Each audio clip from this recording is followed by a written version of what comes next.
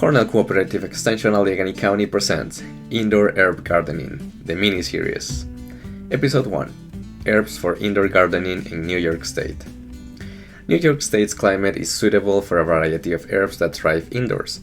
Some common beginner-friendly herbs that you're gonna find easy to grow are mint. Peppermint and spearmint are hardy plants and they are versatile, and unlike outdoor gardening, you have less risk for these ones to become invasive. Basil, sweet, Thai, and Genovese varieties grow well indoors. Parsley, curly leaf and flat leaf parsley adapt to indoor pots. Chives, these add a mild onion flavor to your dishes and grow well indoors. Thyme, suitable for sunny windowsills, and you can grow them in small, medium, or large pots. Oregano, popular in Mediterranean dishes and easy to grow indoors.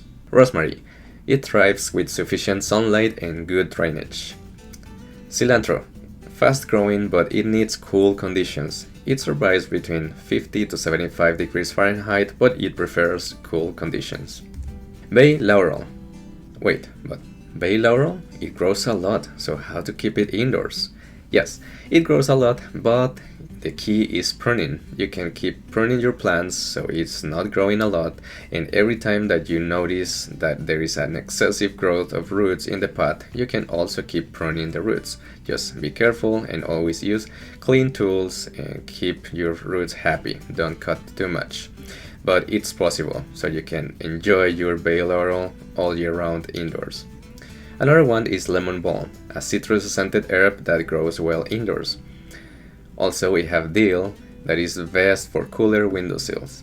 And sage, it thrives in warm and cold, even freezing temperatures, and it survives. So it's really hard to kill sage, so if you're a beginner, you're gonna find this the easiest herb to grow.